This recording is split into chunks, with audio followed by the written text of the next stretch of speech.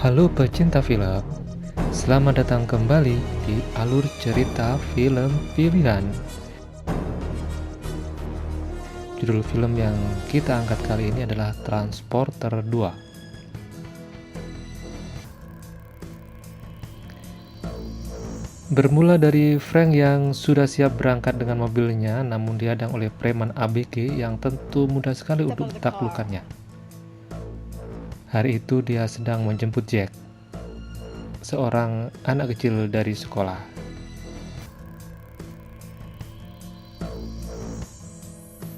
Saat sampai, majikannya yang bernama Audrey dan suaminya terlihat sedikit bersih tegang. Mereka menunggu Jack pulang. Audrey berterima kasih kepada Frank yang telah mengantar dan menjemput anaknya dalam sebulan terakhir ini. Apalagi ayah Jack, Tony, yang tak pernah memperhatikannya karena kerjaan di kantor sebagai orang penting di Miami. Hal yang tidak disadari Frank dan Audrey adalah pembicaraan mereka telah disadap untuk mengetahui jadwal si kecil Jack check up di rumah sakit langganannya. Ada rencana jahat untuk menyuntik Jack dengan virus yang akan dapat menyebar ke orang-orang dekatnya. Malamnya Audrey menyempatkan diri mampir ke rumah sopirnya untuk berkonsultasi rumah tangga yang selalu ribut. Dia dalam keadaan galau dan mabuk.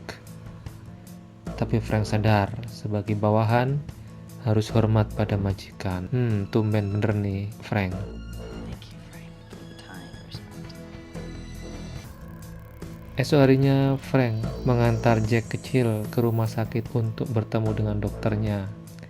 Yang tanpa diketahui oleh Frank, rumah sakit tersebut sudah disusupi penjahat. Di saat yang sama, Inspektur Tarconi yang muncul di Transporter 1 sudah sampai di bandara, datang untuk mengunjungi Frank dalam rangka liburan. Merasa ada keanehan, Frank segera mendobrak pintu kamar rumah sakit di mana Jack akan diperiksa dan membawanya pergi.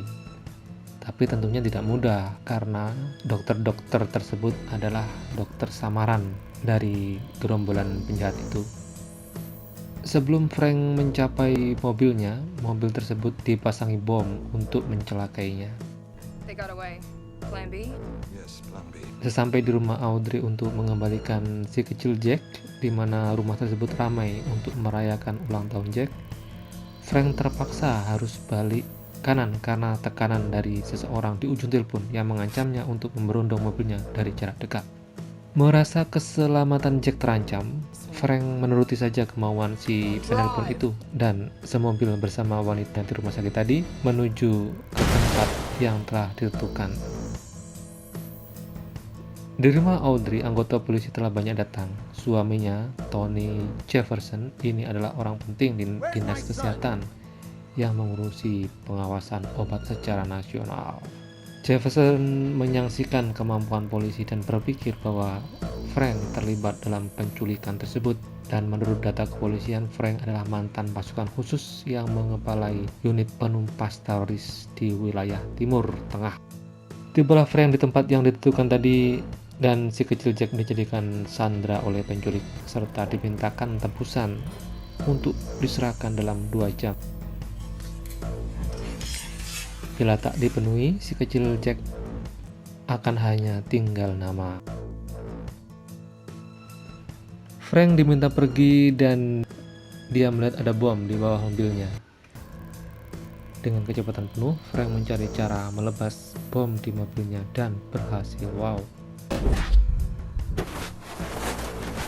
Frank selamat.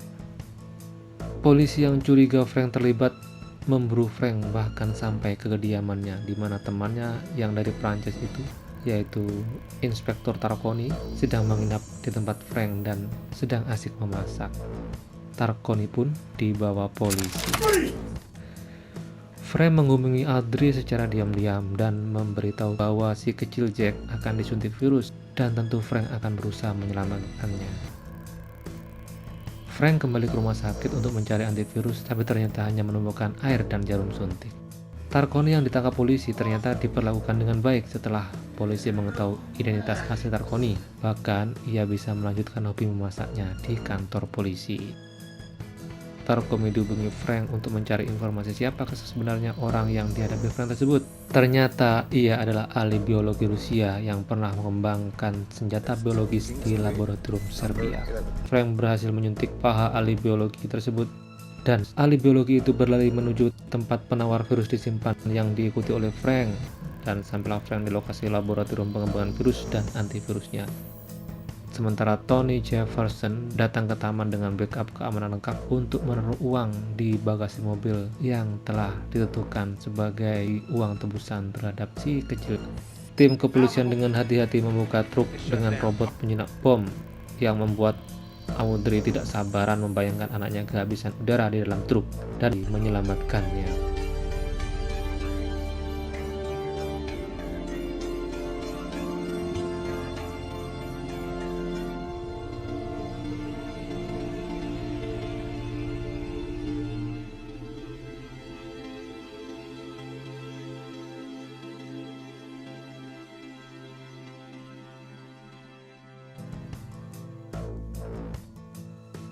Itu adalah rencana lanjutan si penculik dengan membiarkan si kecil Jack yang sudah disuntik virus menyebarkan virusnya ke orang-orang terdekatnya, terutama kepada ayahnya, Jefferson, yang akan menghadiri sidang KTT di mana 6 orang menteri kesehatan dari berbagai negara bagian akan hadir. Kembali ke laboratorium di mana Frank mengejar Dimitri, si ahli biologi. Ternyata vaksin atau antidot hanya sisa 2. Dan itu cukup buat Dr. Sonovich dan asistennya. Dimitri yang sangat butuh vaksin itu menyingkirkan asisten dokter. Frank datang memberitahu kalau yang disuntikan ke paha dia itu cuma air.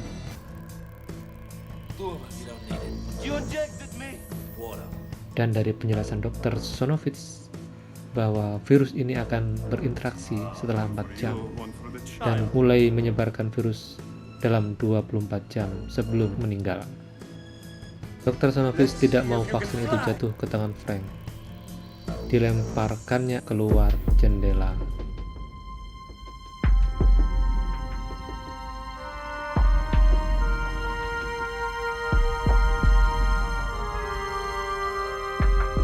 Beruntung bagi Frank, satu botol penawar masih bisa didapatkan. Si kecil Jack yang sudah dibawa ke dalam rumah mulai menyebarkan virus ke ayah dan ibunya. Tony Jefferson yang bersiap berangkat ke KTT tetap melanjutkan pekerjaannya. Audrey berusaha memberitahu apa yang telah diinformasikan Frank tentang virus itu, namun terkendala sinyal ruangan yang tidak bagus. Frank mencari identitas si penculik, dan dengan bantuan Tarkoni, Frank mendapatkan nama. Dia adalah Gianni Cellini, pernah menjadi dalang di balik penyanderaan Menteri OPEC di Jenewa. Meluncurlah Frank ke alamat Gianni ini dengan menumpang taksi. Virus yang menyerang ini pun mulai bereaksi menyebabkan korban berkelimpangan. Atas kekhawatiran antidot dicuri orang, Gianni mempunyai ide gila dengan menyuntikkan antidot ke dirinya. Dari pengakuan Gianni bahwa ia cuma bekerja pada orang kaya pemilik kartel kokain yang bermarkas di Kolombia yang menginginkan saingan-saingannya disingkirkan.